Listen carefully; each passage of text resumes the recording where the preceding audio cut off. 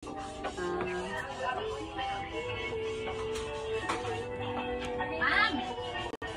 Kumanda ka diha daw ang narinig daw ka din yung kanjing kapuno at magpahilot daw siya. Slow. Ayoko magtusa sa ginagawa natin. Umalis na tayo! Tumakbo nga sila pabalik sa kanilang hukbo. Nakatulog na mahimbing si Riol nang masigurong nakaalis na sila. Mula noon, wala nang sumubok pa na questionin ang katapangan ni Riol. Ipinagmamalaki niyang pamunuan ang kalahati ng kaharian at nagkaroon ng masayang buhay kasama ang asawa niya. Hindi kailanman naging malakas si Riol. Hindi rin ang kanyang tibay ang nagbigay sa kanya ng tagumpay. Ito ay ang paraan ng paggamit niya ng katalinuhan para maging hari ng kalahati ng kaharian. Banya ikaw? May langaw sa palaman Kaya ko! ito banya, baby? Kain to!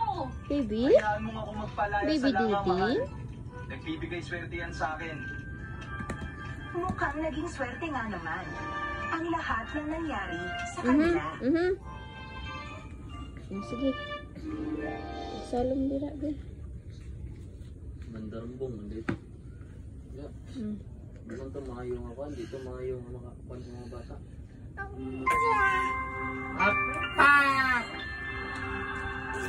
How big is baby? So big. How big? Hep hep. Hooray! May pagkakataon ay magsigawa tayo ng mabuti sa lahat at lalong-lalo na sa mga kasambahay sa pananampalataya.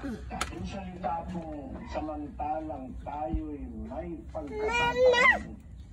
Ibungkag na po na ni mo itong bulingon, be. Opportunity o may chance. Iuli na yung kalat. Iuli. Sa lahat ng panahon, meron tayong opportunity. No, no, no, no. Tayong chance. No, no, no, no, no, no. Nasa pasyon. Ano ka niya? Lang kawagan. Kung gumiling na. Wawa na ampun mama. Wawa. Bibi.